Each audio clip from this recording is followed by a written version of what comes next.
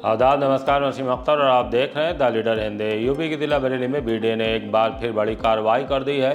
पुराना शहर में एक बड़े मैरिज हॉल को सील किया है। वहां जहां कुछ वक्त पहले बुलडोजर एक्शन हुआ था, ऐसा क्यों किया गया, पूरा ब्यौरा देंगे। ये भी बताएंगे कि सैटेलाइट पर ठेले के नीचे रोते मिले बच्चों को लेकर पुलिस की तफ्तीश कहां तक पहुंची। वो महिला कौन है जो रात के अंधेरे में बच्चे को रख कर गई है। बच्चा उसका अपना है या फिर चुरा कर लाया गया था। बतौर सिटी मजिस्ट्रेट गणतंत्र दिवस पर इस्तीफा देकर खलबली मचाने वाले अलंकार अग्निहोत्री कमिश्नरी आए थे। क्यों आए, इसके साथ ही बताएंगे कि वो क्या कह गए हैं। नेता प्रतिपक्ष भी शहर में थे। वो राम मंदिर में चंदा चोरी को लेकर खूब बोले हैं। मांझा कारोबारी क्यों फिक्रमंद हैं और वो अब क्या करने जा रहे हैं, ये भी जानिएगा। एक ऐसे कत्ल के बारे में बताएंगे जो शराब में जहर मिलाकर किया गया था। पुलिस ने 93 लाख के मोबाइल किस किस को लौटा दिए। अब लंदन में पोस्ट अफसर बताकर किस महिला से रकम ठगी गई और किसने युवती से नौकरी दिलाने के नाम पर दरिंदगी की है। रात 2 बजे खानखा शाह शराफत मियाँ पर इस कदर भीड़ क्यों जुटी। खबरें और भी हैं, आइए सभी से रूबरू कराते हैं। पुराने शहर में अब किसका marriage hall seal. Good marriage hall और ऐवान फरहत पर बुलडोजर एक्शन के बाद बीडीए ने आज एक और बड़ी कार्रवाई कर दी। दोनों मैरिज हॉल के ठीक सामने सैलानी रोड पर स्थित यादगार आमद पर दोपहर सील लगा दी गई। ये कार्रवाई बीडीए के सहायक अभियंता विनोद कुमार की अगुवाई में की गई है। इस दौरान और अभियंता सीताराम और प्रवर्तन टीम भी मौजूद रही। बीडीए अफसरों का कहना है कि मैरिज हॉल का निर्माण बगैर अनुमति का कराया गया है। इसका नक्शा बीडीए से पास नहीं है। यादगार आमद marriage hall good marriage hall के मालिक नसीम खान के छोटे भाई अनीस खान का बताया जा रहा है। बीडीए के मुताबिक इसे अनस पुत्र अनीस संचालित कर रहे थे। नक्शा पास नहीं होने के अलावा फायर की एनओसी भी नहीं ली गई थी। सीलिंग की कार्रवाई के दौरान पुराना शहर में दूसरे मैरिज हॉल मालिकों में खलबली मची रही, लेकिन बीडीए की टीम यादगार आमद से ही वापस लौट गई। सैटेलाइट पर मिले बच्चों को लेकर पुलिस की तफ्तीश तेज। गुजरे दिन ठेले के नीचे रोते मिले बच्चों को लेकर बारादरी थाने की पुलिस ने तफ्तीश तेज कर दी है। सीसीटीवी चेक किए गए हैं। हमारी जानकारी में आया कि बच्चे को रात में ठेले के नीचे रखते वक्त एक महिला दिखाई दी है, उसके साथ एक पुरुष भी है। वो कौन है, बच्चे को सैटेलाइट पर रखने के पीछे उनका मकसद क्या है, पुलिस तय तक पहुंचने की कोशिश में लगी है। चर्चा यह भी है कि महिला जिले से बाहर की है। पुलिस इस संभावना पर भी काम कर रही है कि बच्चे को कहीं से चोरी करके तो नहीं लाया गया है। शारीरिक बनावट से बच्चा किसी संपन्न घर का होने की बात भी कही जा रही है। बच्चे को लेकर दिन भर चौकी सैटेलाइट पर भीड़ लगी रही। काफ़ी लोग उसे गोद लेने की ख्वाहिशमंद दिखाई दे रहे हैं। इसे लेकर हमारे पास भी शहर के अलावा हरदोई से भी फ़ोन आए। वो बच्चे को गोद लेना चाहते थे, लेकिन हमारे इस तरह से जानकारी देने पर कि अभी पुलिस तहकीकात कर रही है। बच्चा चाइल्ड लाइन के हवाले कर दिया गया है। अगर उसके असल माता पिता सामने नहीं आते तभी गोद देने की प्रक्रिया शुरू करने की नौबत आएगी। कमिश्नरी पहुंचे इस्तीफा देने वाले अलंकार अग्निहोत्री। बतौर सिटी मजिस्ट्रेट गणतंत्र दिवस पर इस्तीफा देकर खलबली मचा देने वाले अलंकार अग्निहोत्री आज कमिश्नरी पहुंचे थे। यहां वो कमिश्नर भूपेंद्र एस चौधरी से मिले, वही उनसे जुड़े मामले की जांच कर रहे हैं। इस्तीफा देने के बाद अलंकार अग्निहोत्री को निलंबित कर दिया गया था। उनका कहना है कि जब वो इस्तीफा दे चुके थे तो उसे स्वीकार करना चाहिए था। निलंबन के खिलाफ कोर्ट में जाने की बात भी कही है। वो चूंकि अपनी पार्टी का गठन कर चुके हैं, इसलिए मीडिया ने उनसे तमाम सवाल किए। सुनवाते हैं कि वो क्या जवाब दे गए हैं। आज बयान दर्ज नहीं कराए हैं। आज हम जो है, क्योंकि जिस तरीके से 26 जनवरी को जो इस्तीफा दिया था यूजीसी रेगुलेशन 2026 के विरोध में, आज और जो उसके बाद जो है शासन ने इस्तीफा देने के उपरांत सस्पेंड करने का एक कार्रवाई की थी। उसमें 3 से 4 बिंदु थे जिसपे कि जो आरोप पत्र दिए थे उसका जवाब दे दिया गया था बहुत पहले। आज एक फॉर्मेलिटी होती है कि एक व्यक्तिगत रूप से एक बार जो है अपने जो भी जांच अधिकारी होते हैं उनके समक्ष उपस्थित रहना होता है। तो आज उसी सुबह से उपस्थित थे। आपने बताया कि आपको कुछ कहना है। मैंने कहा मैंने जो भी आरोप पत्र है उसमें अपना जो जवाब दे दिया है और मेरा जल्दी से जल्दी इस्तीफा स्वीकार करने का कष्ट है। कैसा रिस्पॉन्स मिला आपको जो आपने? नहीं, कमिश्नर महोदय हैं, हमारे आदरणीय हैं और उनको सब बातें स्पष्ट रूप से बता दी कि आगे हमें इस तंत्र से जो है अलग होकर ही कार्य करना है। इस तंत्र में अब रह के कोई कार्य नहीं।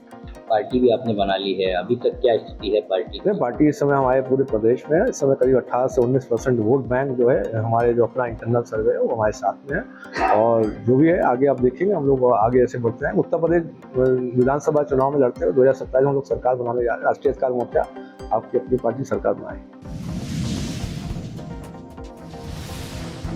शराब में जहर देकर कर दिया था नन्हे को कत्ल। थाना सिरौली में बड़ा गांव के रहने वाले नन्हे बाबू की मौत ज़्यादा शराब पीने से नहीं बल्कि शराब में जहर के सबब हुई थी।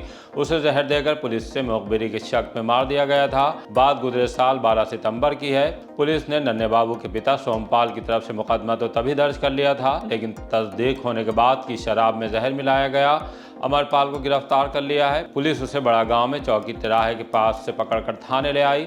पुलिस का कहना है कि पूछताछ में उसने अपना जुर्म कबूल कर लिया। उसने बताया कि उसकी अवैध शराब भट्टी पकड़वाने के लिए नन्हे बाबू ने पुलिस को खबर दी थी। इस रंजिश के चलते ही शराब में जहरीला पदार्थ मिलाकर दिया था। सिरौली के एसएसआई श्रीपाल सिंह ने बताया कि गिरफ्तारी के बाद अमरपाल को कोर्ट में पेश कर दिया गया है। कुलदीप गोस्वामी मामले में फांसी की उठी मांग।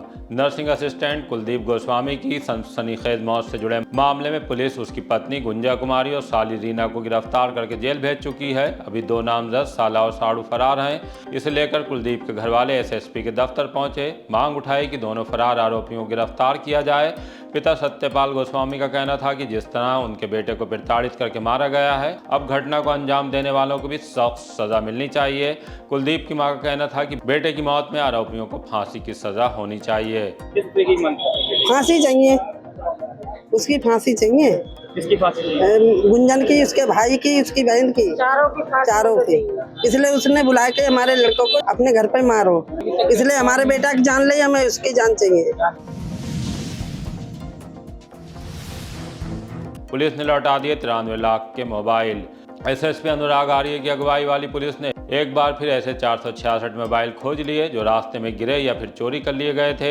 CER central equipment identity register portal पर मामले दर्ज होने के बाद थानों में तैनात कंप्यूटर ऑपरेटर, साइबर टीम और सर्विलांस सेल इन मोबाइल की तलाश में लगी थी। जब सब बरामद कर लिए गए तो एसपी ट्रैफिक मोहम्मद अकमल खान ने पुलिस लाइंस के नवीनलालय में 93 मोबाइल जिनके थे उन्हें लौटा दिए हैं। प्रेस कॉन्फ्रेंस के दौरान उन्होंने बताया कि जनवरी 2025 से जून 2026 तक 5275 गुम या चोरी हुए मोबाइल फ़ोन बरामद किए जा चुके हैं, जिनकी अनुमानित कीमत करीब 11 करोड़ 43 लाख रुपए है। अब 466 मोबाइल खोजने में बेहतरीन काम करने वाले थाना प्रेमनगर, कैंट, सुभाष नगर, इद्दत नगर, मीरगंज, सिरौली, शाही, आंवला, विशारतगंज, भमौरा, अलीगंज, फरीदपुर, फतेहगंज पश्चिमी, बहेड़ी, देवरनिया, शेरगढ़, हाफिजगंज और केवलड़िया की साइबर टीमों को एसएसपी ने नगद 1000 का इनाम और प्रशस्ति पत्र भी जारी किया है। आइए सुनवाते हैं कि एसपी ट्रैफिक और क्या जानकारी दे रहे हैं। देखिए, जैसा कि आप जानते हैं कि जनता के बहुत सारे मोबाइल फ़ोन जो हैं कई बार खो जाते हैं।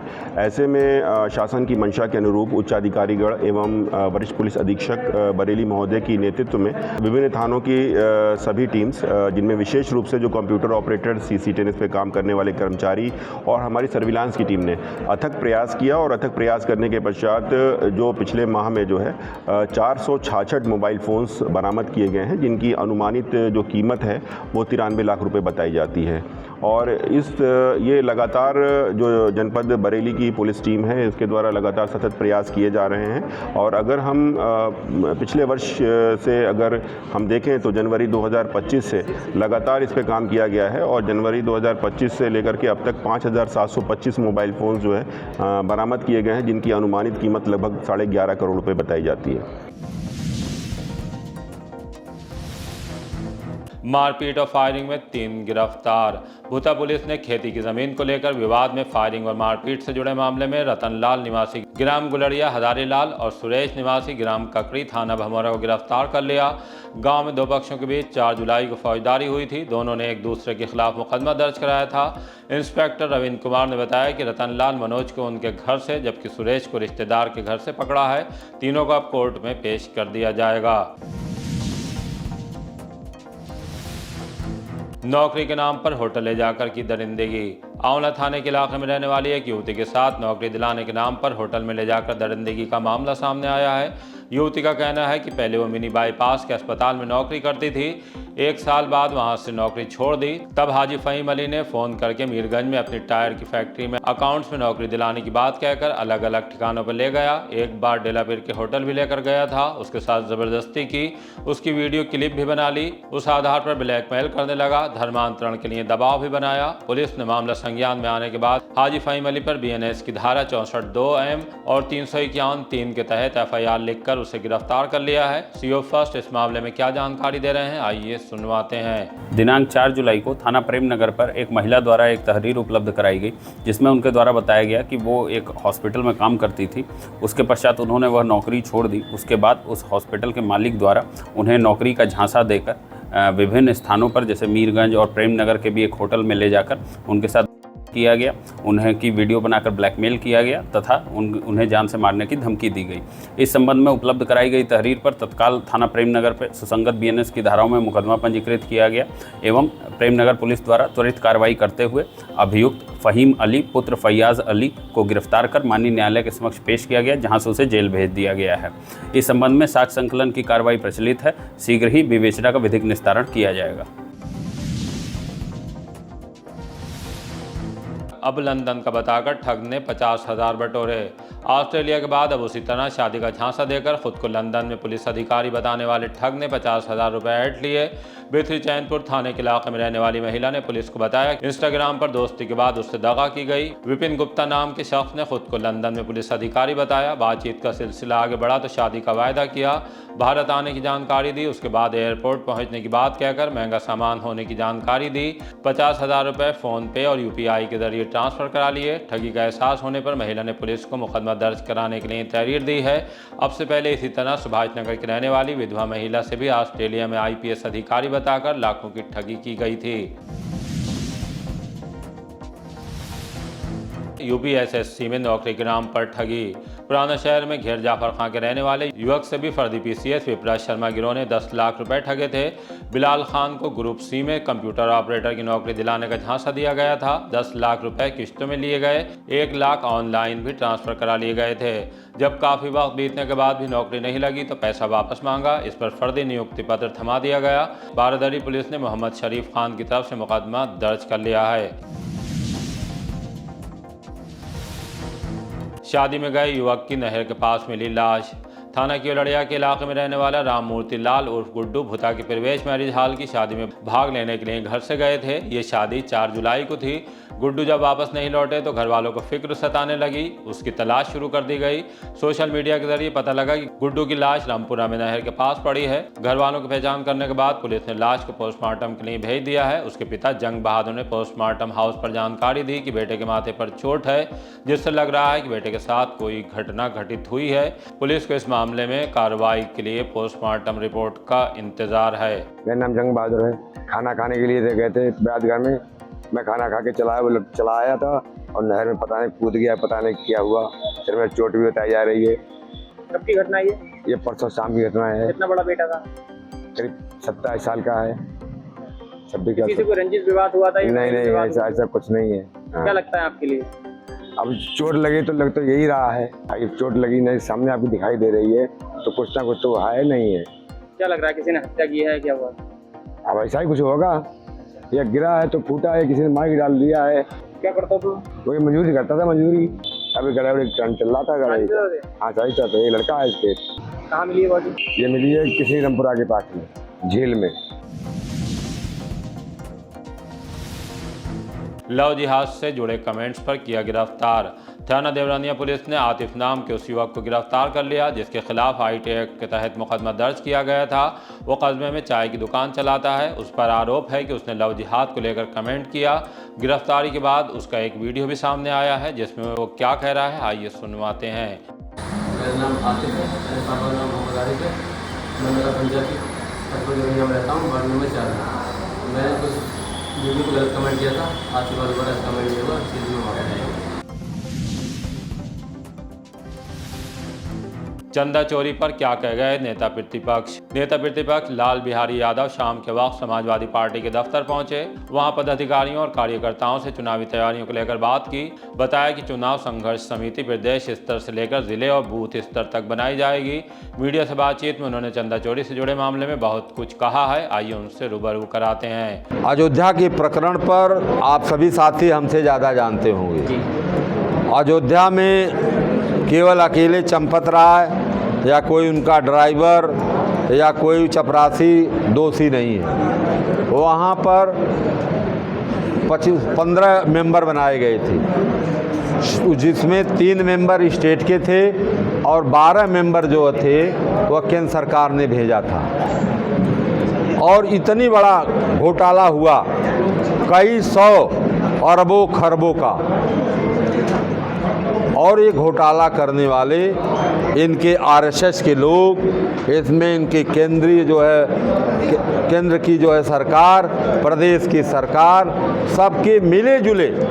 ये तो जांच जो के नाम पर एसआईटी का जो उन्होंने गठन किया, वो हम लोगों को बेवकूफ़, जनता को बेवकूफ़ बनाने के लिए किया है कि एसआईटी की जांच हो रही है, एसआईटी से जांच हो रही है। क्या जांच करोगे? एक कहावत जो है देहातों में सुने हैं आप लोग, हमारे पूर्वांचल में तो है कि चमड़ा की थैली और कुकुर रखवार। चमड़ा की थैली रहेगी तो कुकुर उसकी रक्षा करेगा या फाड़ के खा जाएगा। ये जो इतना धन था पूरी जनता से, पूरे देश से इकट्ठा किए और सारा धन, सारा सोना चांदी रुपया सब मिल कर के चुरा ले गए। और आज जो है दोषी किसी को बना रहे हैं, 1 को, 2 को, 4 को। इसमें कोई 1, 2, 4 दोषी नहीं है। नहीं, ये सब दोषी है। सारी केंद्र की सरकार ने जो 12 अपना भेजा था प्रतिनिधि, प्रदेश की सरकार ने जो 3 अपना भेजा था, ये क्या कर रहे थे? ये हर महीने में, हर सप्ताह में जो इसकी जो है जांच में क्या कर रहे थे? कितना चढ़ावा आया, पर डे कितना आता है, महीने में लगभग कितना आता है, वो रुपया कहाँ जमा हुआ, यह किसकी जिम्मेदारी थी? ये जिम्मेदारी उन्हीं लोगों की थी, 15 लोगों की थी, जो 12 केंद्र से आए थे, 3 यहाँ के आए थे, और चंपत राय जो है केंद्र से आए हुए हैं। मांझा कारोबारियों ने क्यों कहा डीएम से मिलेंगे? चाइनीज मांझे की धरपकड़ के बीच कॉटन के मांझा कारोबारियों ने एक होटल में मीटिंग की। इसमें व्यापारी नेता राजेंद्र गुप्ता वगैरह भी पहुंचे। मांझा कारोबारियों का कहना था कि कॉटन का मांझा बनाते हैं, उसके बाद उनके साथ दिक्कत खड़ी हो रही है। ये पूरा मामला क्या है और आगे वो इस मामले में क्या करने जा रहे हैं, आइए उन्हीं की जुबानी सुनते हैं। कॉटन मांझा व्यापारी कल्याण समिति के कुछ लोग आदरणीय सुशील जी के नेतृत्व में आज व्यापार मंडल से मिले, मुझे बुलाया था। मैंने इनकी बातों को समझा है। इनके व्यापार पर बिला वजह का संकट छाया रहता है। प्रशासन जब चाहता है तब इनके अड्डों को बंद करा देता है। प्रशासन की जब इच्छा होती है तब इनके काम को बंद करा देता है, इनकी लेबर को भगा देता है, इन्हें परेशान करता है। ये बरेली की एक विरासत का कारोबार है। बदलते समय में कुछ लोग अपने मुनाफे के लिए, बढ़ाने के लिए चाइनीज मांझे का या प्लास्टिक मांझे का उपयोग करते हैं। लेकिन जो मांझा ये कल्याण समिति बनाती है, जो मांझा बरेली में बनता है, जो हैंडमेड मांझा होता है, वो कॉटन से बनता है। तो कांड तो कोई करता है और पकड़ा कोई जाता है। तो इनके रोजी रोटी को बचाने के लिए व्यापार मंडल आगे आया है और हमने इनकी सारी समस्याओं को समझा है। इसका हम एक ज्ञापन लेकर के राष्ट्रीय व्यापारी कल्याण बोर्ड को भी भेजेंगे अपने, और यहाँ जिलाधिकारी से मिलकर बात करेंगे, क्योंकि ये सब मेहनतकश लोग हैं, सब अपना रोजगार करने वाले हैं। तो सरकार को तो इनकी तरफ उल्टा ध्यान देना चाहिए, इनके बिजनेस को प्रमोशन करना चाहिए और उल्टा इनको परेशान करके इनके व्यापार को खत्म करने का काम किया जाए। ये व्यापार मंडल किसी कीमत पर बर्दाश्त करेगा नहीं। आज मैंने इनकी सारी समस्याओं को समझा है। कॉटन मांझा व्यापारी कल्याण समिति के माध्यम से हम प्रशासन से भी मिलेंगे, बात भी करेंगे, और अब इस पूरे उसका एक भंडाफोड़ जरूर करवाया जाएगा कि असली दोषी कौन है। प्रशासन को चाहिए कि जो प्लास्टिक के मांझे का काम करते हैं, जो चाइनीज मांझे का काम करते हैं, उनको ढूंढे, उनको पकड़े, उनकी आड़ में निरीह व्यापारियों को पकड़ने का काम या उनको परेशान करने का काम ना करे। ये व्यापार मंडल अब देखेगा। बहुत शीघ्र ही आज हमारी बहुत छोटी सी बैठक यहाँ पर हुई है आदरणीय सुशील जी के नेतृत्व में। आगे हम बहुत बड़ी बैठक करेंगे और जिलाधिकारी को ज्ञापन दे करके इनकी जितनी भी समस्या है चरणबद्ध तरीके से उनको दूर कराने का हम लोग काम करेंगे। उम्रा से वापसी पर गाजी मियाँ का इस्तकबाल। खानखा शाह शराफतिया के सज्जादा नशीन शाह मोहम्मद गादी मियां का उम्रा से वापसी पर वालिहाना इस्तकबाल दिल्ली एयरपोर्ट से लेकर दरगाह पहुंचने तक किया गया और जैसे ही एयरपोर्ट से बाहर आए नारे गूंजने लगे, फूल मालाओं से उन्हें लाद दिया गया। जब दिल्ली से चलकर बरेली में शराफत मियां की मदार पहुंचे तो अकीदतमंद जोश से भर उठे। मीडिया प्रभारी हमजा सकलैनी ने बताया कि रास्ते में भी जगह जगह इस्तकबाल हुआ है। रात 2 बजे जब वो बरेली पहुंचे तो मुरीदीन और चाहने वाले जोश से लबरेज दिखाई दिए। आइए आपको भी दिखाते हैं कि किस तरह नारे लगाए गए और मुलाकात करके गादी मियां से दुआओं की दरख्वास्त हुई।